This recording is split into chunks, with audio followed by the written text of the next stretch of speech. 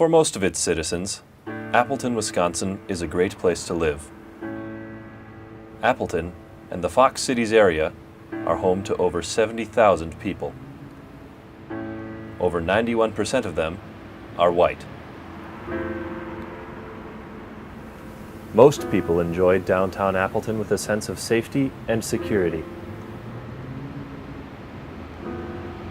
For the other 9%, Appleton can be a very different place. I was at one of our middle schools and I had a African-American girl in the group that I was talking to, and I looked at her and I said, so, you know, how are you doing? How do you like Appleton? How's your family doing? And she told the story of my mom and dad brought us here from Milwaukee because they wanted to be somewhere that they felt was more safe. And then she went on to say, but we don't feel very welcome here, and they're thinking about moving. And that just broke my heart. We've got to do something about this. It's not right. You know, for the majority of the community, Appleton seems to be a great place to live, but for some individuals, it isn't the most welcoming place. One incident that I'll never forget that just actually recently happened. I was walking back from my core meeting and this red car comes like driving by really slow, and it seemed like a very intentional act. And so they rolled by and they said, "You go suck that fat cock, you nigger." The issue of people of color not feeling comfortable in downtown Appleton because of racial slurs being directed their way came to my attention a couple years ago. I was shocked. And I was upset. And I think back about, why didn't I know about this? Those stories that we hear from those individuals, I think, are frustrating because it isn't what we want Appleton to be. So I think as a person of color living in Appleton, there's definitely always like a continual adjustment that I have to do, kind of adjusting like myself and who I am. Because I remember like recently I was at like a meeting for work and this lady like asked how to pronounce my name. And she, after I like said it to her, like how to pronounce it, she was like, "Oh, yeah, you gotta like be patient with me. Like that stuff is scary. Like we don't have these names up here." There's some very blatant racism, and there's also microaggressions.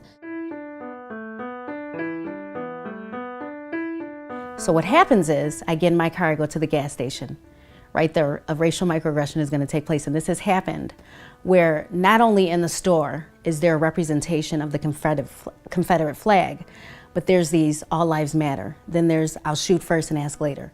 Boom. So then I'm hit with that. Now I have to feel kind of like on guard. So then I get into my car, I'm on my way to work, and I see a cop. So the cop follows me. Not intentional, but right there, that's gonna get me really like riled. It's just gonna get me scared. So eventually I get to the office, I get to my parking lot, and now I'm like really up in guard because now I have to cross the street. And I already know that there's a huge chance that somebody is gonna say the N-word when I cross the street, or I might get hit. And now my mental health is kind of like, it's playing with me because I've seen too many of these racial microaggressions taking place. We know of stories like that. We know of stories where people just automatically come up and touch a black woman's hair. People might not think that's racism, but that's outright racism, that somebody thinks they have the right to a black woman's body. I think when I hear things like that, it makes me uneasy a little bit. Like I kind of don't know how to react to it. I don't know how to like I don't know how I should feel about it. What happens is it basically breaks down their psyche. So basically, it can cause them to go into depression.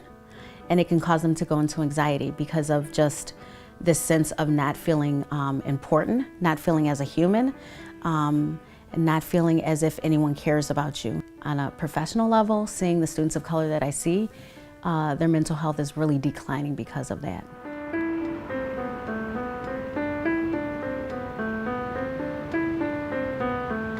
The issue of racism is complex and it affects everyone in a community, regardless of skin color. At times, racism can be upfront and very dangerous. It was New Year's Eve, and we had went downtown to get food from a Mr. Taco. We'd first entered into Mr. Taco, trying to get through all of these people. This one guy who's of African American descent, he comes up to my friend. He starts, kind of getting really close to her, almost, spitting in her food. And then it kind of escalated from me to asking him to move to, like, within 2 minutes, he was calling me the N-word lover, and he was calling Danny racial slurs. I remember there being a lot of, white females with him, and they ended up joining in on the racial slurs. So we had gotten up, and they had followed us. I remember security pushing Danny. As I was walking out, I remember getting slammed into the side of the wall, and my hair was getting pulled. And we walked out, and I had lost Danny. There was like 10 of them, and they had surrounded both of us. I had turned around to see where my friend was, and somebody had whacked me in the face. They pushed me on the floor for some reason. I didn't say anything aside from, hey, can you guys stop? The hate, I remember telling my friend, sitting down that night for like 3 hours, saying, I don't understand where hate like that comes from. You see, because racist is not genetic, it's taught. And if we can just somehow move away from that nonsense. After experiencing racism on campus and in the community, students at Lawrence University decided to take action.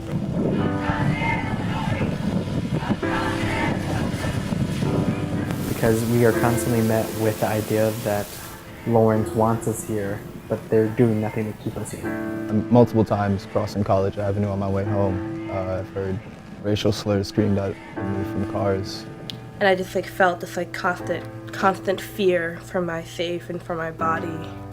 And we told him we were part of the Afro-Caribbean Club, and he asked us, how do you become a member? Do you have to climb a tree or something like that? Can't you take a joke? It's literally just a joke. Sticks his hands into my fro and mangles my head around. To be on a campus where it's supposed to be a safe place away from home, we feel really unsafe.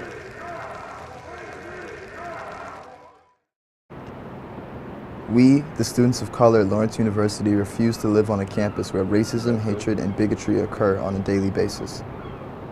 We demand that Lawrence University become a place of inclusion, safety, and support for marginalized groups. We, as the institution of Lawrence University, will and can do better than this. We have drafted a list of demands and concerns that we want implemented and addressed immediately.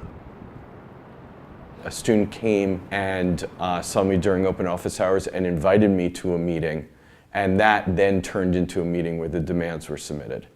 And I think what was most meaningful to me for that night was experiences that students were willing to share with me.